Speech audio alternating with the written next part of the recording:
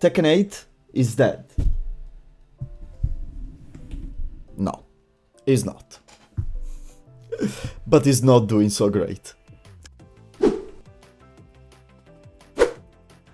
Hello there, I'm Dejan, and welcome to another episode of Let's Talk Number. You know, my kind of series where we analyze kind of data and numbers to actually get the answer that everyone is talking about. You know, and today, obviously, after the Bandai released that update and that news that everyone was waiting for, kinda, we are gonna talk the current status of Tekken 8. The fanbase is divided in two. There is people that say that Tekken 8 is dead, and there is people that are saying that Tekken 8 is doing so well. That is doing way better than Tekken 7, is doing 3 times better than Tekken 7, and therefore the game is doing great. But in my opinion, it's not like this. But as usual, these kind of topics, I rather speak with numbers and graphs, so we can actually see where my point of view in this comes from. The last announcement was not good for most of the people, me included. I honestly didn't like the fact that they waited so long for let us know that at the end we weren't getting Season 2 yet, and it's like, it's not that smart. But at the same time, it looks like the Tekken devs and the Tekken social team is always hammering down and doubling down in actually not knowing how to communicate with their audience and fanbase, which is a bit more like, you know, if you are a content creator, I'm not saying I am one, partially I am one at the end of the day, like, you have to understand why certain things are not doing well, or if you're getting a bad feedback from a video, maybe using the format is not gonna work anymore and you have to change it. And in this kind of things, I think that marketing into the gaming industry is very similar. If you are not communicating correctly, if you are communicating things in a way that the audience does not like it, you might make a mistake, and it happens, you know. But after that, you should recover, understand your mistake, and change your aiming. And this is what Bandai is not doing. This aside, everyone is saying Tekken 8 is a dead game, which is, in my opinion, is absolutely not true. Tekken 8 is still a way long life ahead, and is gonna still doing a lot. But at the same time, there is people that say Tekken 8 is doing great, which is, at the same time, is absolutely not true. You know, if there is a reason, if Street Fighter 6 is going for basically reaching the 5 million copies sold, and Tekken still didn't achieve their 3rd million. So what is Tekken doing? Is it doing well? Is it doing bad? Well, I look at the Tekken stats to get these numbers, and as you can see already in front of you, you have the first chart. The first chart is something that you see already in the past. Is the average Tekken and Street Fighter 6 player base. It's just extended for 14 months now, instead of being for 1. What I added this time is these lines here. In blue you can see Street Fighter, in red you can see Tekken 8. These 2 lines here are the tendencies line. These represent basically how the game perform and what you can expect, how you can expect these graphs to continue in the future. Is not certain math, but you can kind of create a prediction because of the numbers and how they work.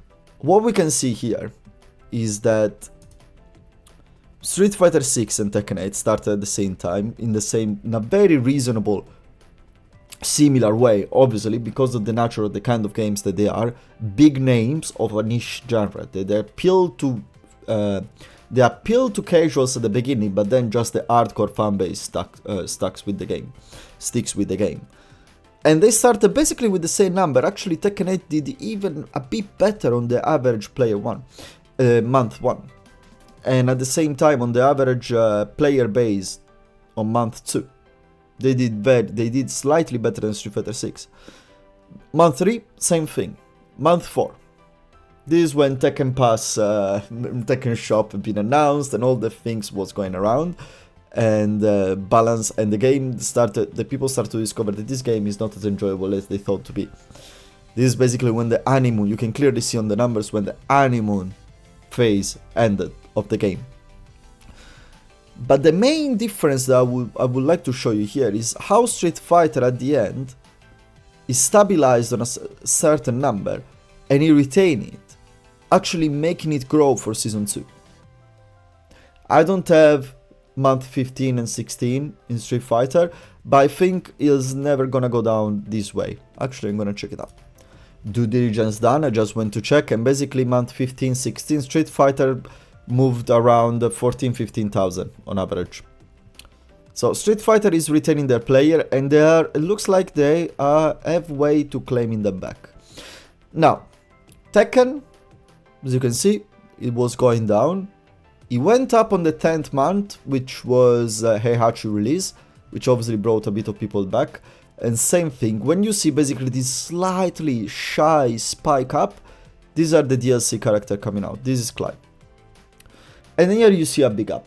A big up because, well, the 14th month, after 1 year and 2 months, we're gonna get Season 2.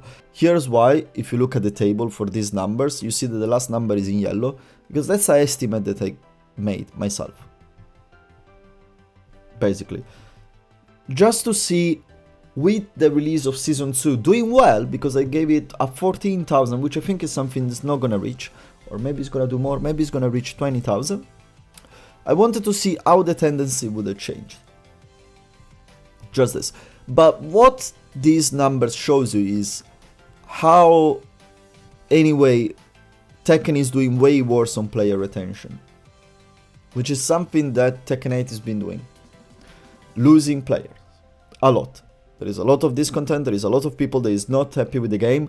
I am partially not happy with the game, I'm still playing it at the end, and I still have fun when I play certain characters, when I play at certain kind of players. When I play the pure Tekken 8, when I'm forced to play that game, it's not fun. It's not enjoyable. I really don't find it fun, interesting. It's too much, it's too all over the place, and every character is carrying. Everyone, Brian included, every character carries in ranked.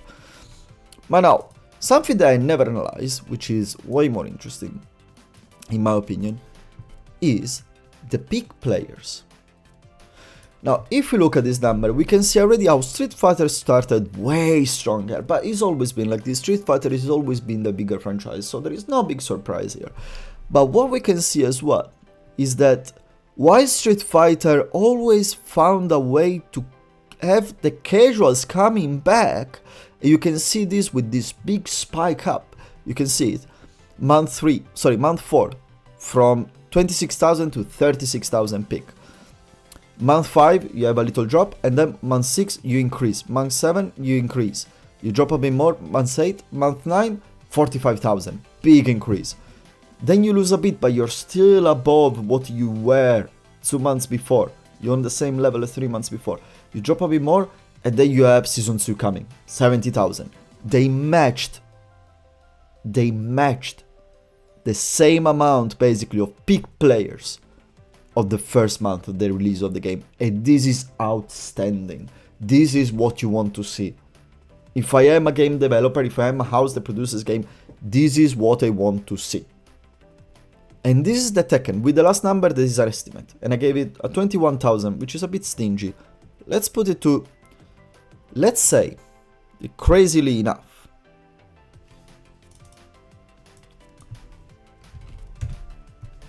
Tekken's, let's say, as the last number is an estimate, that crazily enough Tekken manages to match his second month, his second best peak players. You can see the big difference in the tendency here, but you can see the tendency on the line directly. This is way more constant as a line. The only month that really had a little spike for Tekken was Heihachi, obviously, because it's a juggernaut of a name. Everyone knows Heihachi, even my grandpa knows Heihachi. But the game has always been losing player and losing casuals, and this was the big problem with Tekken, and I've always been saying this since basically more than a year now. The Tekken 8 wants to appeal to casuals in the wrong way. It wants to appeal to casuals, making them high rank, which is not something that you want, because what happens is that there is this miscellaneous of ranks that are mixed together, and the blue ranks have no value whatsoever, because how good is your blue ranks depends on your prowess, and if you have blue ranks but low prowess, people is just gonna say that basically at the end you're still not good. And then if you are blue ranks but high prowess, people is gonna say that, well, that's just because you hit Tekken King but you are not good. So basically you are never good at this game unless you get on Tekken Emperor and above. That's how it is at the moment. But this is basically why you don't want to appeal to casual player in this way. This is why you want to give them other way to play to casual players. And I'm not gonna start to stress this here. But what I want to say is more to go back on what is the general topic. Is Tekken 8 dead? Is Tekken 8 dead? No. But what this line is telling us. You tell me. This guy doesn't look is going up to me. Street Fighter 6 managed to have their line going up, which is incredible. Incredible. In this kind of games, what you want to have on this line is going down as slow as you can. The slowest way possible. Because that's how it works with fighting game. We are a niche. We're never gonna be the shooter, the FPS numbers. We are never gonna have the Baldur's Gate numbers. No. No. And if you want to do a fighting game that appeals to that kind of number, I'm sorry. It's not gonna work. That's not a genre that is suitable for everyone. It's not. It requires dedication, discipline, self-consciousness that you are shit at the game. While when you play a team game, you can always blame it on the team, on the team players, on the other players in the team. In fighting game, if you lose, you lost. Period. And that's a bitter pill to swallow. So I just want to show you these numbers, guys. I just wanted to. I hope that really this is gonna open the eyes to the people that say that Tekken 8 is doing great, because I see that there are people that are saying this. Don't get me wrong, Tekken is doing good numbers, but I'm pretty sure these are not the numbers that Bandai was expecting. Bandai was expecting way higher number, especially when you start with a 46,000 players on day one. Especially when it's the fastest Tekken to reach 2 million copies sold. We are still waiting for the 3 million. For the 3 million news. And if they're gonna say that on the Tekken talks that Tekken has sold 4 million copies, they were just, or 5 million copies, they just didn't want to say to everyone that it sold that amount, well, chapeau. But I know it's not gonna be like this. Because I can see, like, when you have this kind of divisive community, when people informs themselves on, shall I buy this game or not, and they go to look a couple of videos on the internet, well, you know, the average Joe maybe looks at the IGN review, and the IGN review is gonna say buy the game, is great. But if you start to do a bit of digging, you start to say, half of the people will say, oh, this game is good, half of the people will say, this game is shit. That's not good marketing, that's not good advertisement for the game. I honestly hope that Season 2 is gonna be that wind of change we are all hoping for, and I was expecting it to be in October, November. The problem is, for how much it's been delayed and the little communication there has been, I have little hope. I'm gonna be live on Tuesday morning, very early, at 3 AM, to watch the Tekken Talk live. And I want to see how it's going to be. We are gonna get some news. I hope you're gonna get some concrete news. I'm expecting them to give some concrete news, because I cannot imagine they don't react to this backlash that has just happened. And we'll see. We take it from there. Please, please, please consider subscribing. It's gonna help a lot the channel. I'm trying to be back more into Tekken stuff as well. I started recently to play as well Ninja Gaiden. I'm doing a blind run on Ninja Gaiden 2 Black. Please go and check it out. I think it's very fun. It's very simple. It's nice. It's something nice to have in background if you want to watch it. But apart from that, I've been the John. You've been awesome, and I'll see you next time. Ciao.